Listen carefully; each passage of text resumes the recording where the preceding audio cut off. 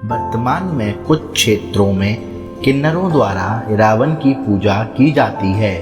वर्ष में एक दिन ऐसा भी आता जब किन्नर रंग बिरंगी साड़ी पहनकर और अपने जोड़े को चमेली के फूलों से सजाकर रावण से शादी करती हैं। हालांकि यह विवाह मात्र एक दिन के लिए होता है। अगले दिन रावण देवता की मौत के साथ ही उनका वैवाहिक जीवन खत्म हो जाता है। मान्यता है कि इसी दिन रावण की महाभारत के युद्ध में मौत हो गई थी।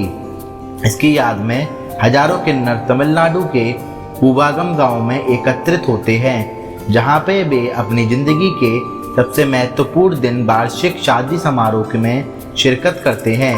पौराणिक मान्यता अनुसार भगवान कृष्ण ने औरत का रूप धारण कर नाग राजकुमार रावण से शादी की थी।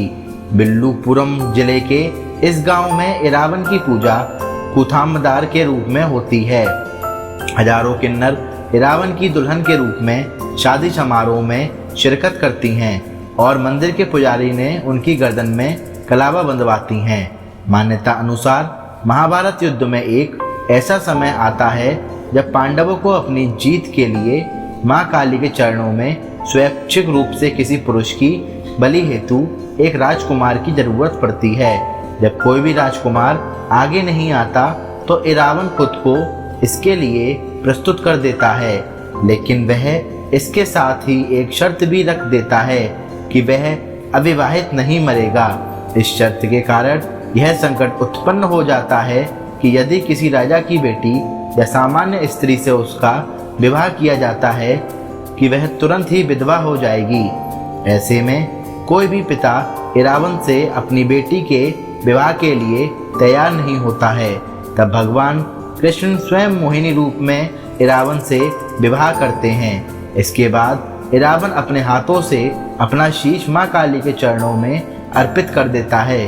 रावण की मृत्यु के पश्चात कृष्ण उसी मोहिनी रूप में काफी देर तक उसकी मृत्यु का विलाप भी करते हैं। अब चूंकि कृष्ण पुरुष होते हैं, स्त्री रूप में रावण से शादी करते हैं, इसलिए किन्नर जो कि स्त्री रूप में पुरुष माने जाते हैं, वह भी रावण से एक रात की शादी रचाते हैं और उन्हें अपना आराध्य देव मानते हैं। लेकिन यह कथा कितनी सच है यह कोई नहीं जानता, क्योंकि महाभारत में तो रावण की मौत के राज कुछ और ही हैं। रावण अर्जुन का पुत्र था। इसका जन्म विशेष काल परिस्थिति में हुआ था।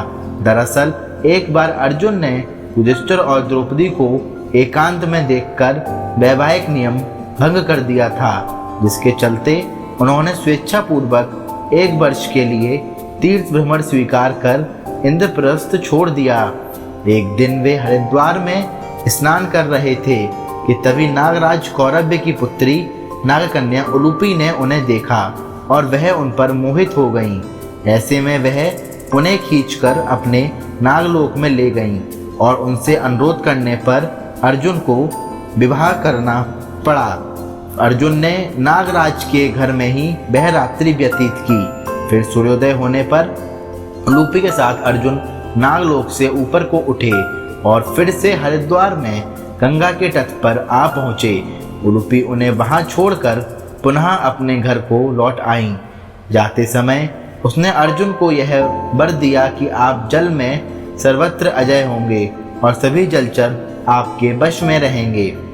अर्जुन और नागकन्या उलूपी के मिलन से अर्जुन को एक वीर पुत्र मिला, जिसका नाम रावण रखा गया।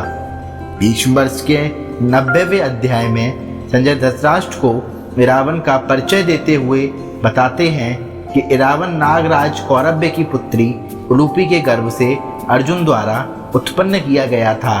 नागराज की वह पुत्री उलूपी संतानहीन थी। उसको मनोनीत पति को गरुड़ ने मार डाला था, जिससे वह अत्यंत दीन एवं दयनीय हो रही थी।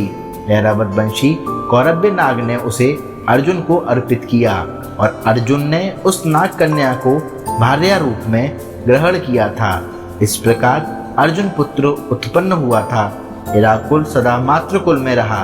वह नागलोक में ही माता उलूपी द्वारा पाल पोसकर बड़ा किया गया और सब प्रकार से वहीं उसकी शिक्षा और रक्षा की गई। रावण भी अपने पिता अर्जुन की भांति रूपवान बलवान, गुणवान और सत्य पराक्रमी था।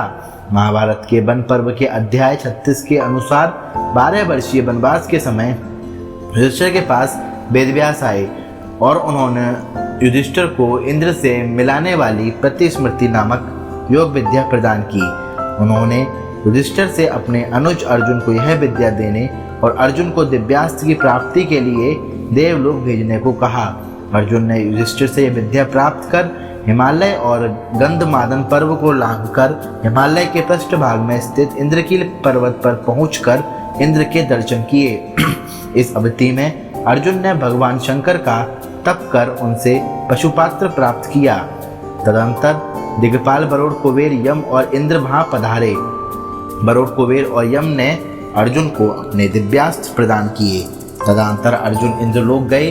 भीम पर्व के 90वें अध्याय के अनुसार एरावन ने जब सुना कि मेरे पिता अर्जुन इस समय इंद्रलोक गए हुए हैं, तब वह भी शीघ्र ही इंद्रलोक जा पहुंचा। उस वीर ने अपने पिता के पास पहुंचकर उन्हें प्रणाम किया और विनय पूर्वक हाथ जोड़ महात्मा अर्जुन के समक्ष परिचित हुए बोला, प्रभु मैं आपका पुत्र इरावन हूँ। यह जानकर अर्जुन ने प्रेम पूर्वक अपने पुत्र को अपना सब कार्य बताते हुए, शक्तिशाली पुत्र, युद्ध के अवसर पर तुम हम लोगों को सहायता देना। तब बहुत अच्छा कहकर इरावन चला गया और महाभारत का युद्ध आरंभ होने पर पिता अर्जुन के पास आ गया। महाभारत के भीष्म पर्व के 83वें अध्याय के अनुसार महाभारत के युद्ध के 7वें दिन इरावंत का अवंती के राजकुमार बिंद और अनुबिंद से अत्यंत भयंकर युद्ध हुआ। इरावन ने दोनों भाइयों से एक साथ युद्ध करते हुए अपने पराक्रम से दोनों को पराजित कर दिया और फिर कौरव सेना का संहार आरंभ कर दिया। भीष्म पर्व के 91वें अध्याय के अनुसार 8वें दिन जब सुबल पुत्र शकुनी और कृतवर्मा ने पांडवों की सेना पर आक्रमण किया, तब अनेक सुंदर घोड़े और बहुत बड़ी सेना द्वारा सब ओर से गिरे शत्रुओं को संताप देने वाले अर्जुन के बलवान पुत्र इरावन ने हर्ष में भरकर रणभूमि में कौरवों की सेना पर आक्रमण कर प्रत्युत्तर दिया। इरावन द्वारा किए गए इस अत्यंत भयानक युद्ध में कौरवों की घुड़सवार सेना नष्ट हो गई। तब शकुनी के 6 पुत्रों ने इरावन को चारों ओर घेर लिया। इरावन ने अकेले ही लंबे समय तक इन 6 से वीरता पूर्वक युद्ध कर उन सबका वध कर डाला। यह देखकर दुर्योधन भयभीत हो उठा। वह भागा हुआ राक्षस ऋषभशृंग के पुत्र अलम्बुश के पास गया, जो पूर्व काल में किए गए बकासुर वध के कारण भीमसेन का शत्रु बन बैठा था। ऐसे में अलम्बुश ने इरावन से युद्ध किया। इरावन और अलम्बुश का अनेक प्रकार से माया युद्ध हुआ। अलम्बुश राक्षस का जो अंग काटता, वह पुनः नए सिरे से उत्पन्न हो जाता।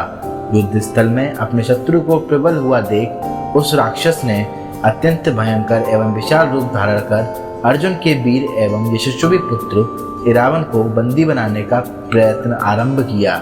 उस दुरात्मा राक्षस की माया देखकर क्रोध में भरे हुए इरावन ने भी माया का प्रयोग आरंभ किया। उसी समय नाग कन्या पुत्र इरावन के मातृकुल के नागों का समूह उसकी सहायता के लिए वहां आ पहुंचा। रणभूमि में बहुतेरे नागों से घिरे हुए इरावन ने विशाल शरीर वाले शेषनाग की भांति बहुत बड़ा रूप धारण कर लिया। तब उसने बहुत से नागों द्वारा राक्षस को आश्वसित कर दिया। तब उस राक्षस अलम्बुश ने कुछ सोच विचार कर गरुड़ का रूप धारण कर लिया और समस्त नागों का भक्षण करना आरंभ किया। जब उस राक्षस ने इरावन के मातृकुल के सब नागों का भक्षण कर लिया, तब कुपित हुए इरावन को तलवार से मार डाला। इरावन के कमल और चंद्रमा के समान कांतिमान तथा कुंडल एवं मुकुट से मंडित मस्तक को काटकर राक्षस ने धरती पर गिरा दिया। इरावन को युद्ध भूमि में मरा देख भीमसेन का पुत्र राक्षस घटोत्कच बड़े जोर से सिंहात करने लगा। उसने भीषण रूप धारण कर प्रज्वलित त्रिशूल हाथ में लेकर भांति भांति के अस्त्र शस्त्रों से संपन्न बड़े बड़े राक्षसों के साथ आकर कौरव सेना का संहार आरंभ कर दिया। उसने दुर्योधन और द्रोणाचार्य से भी भीषण युद्ध किया।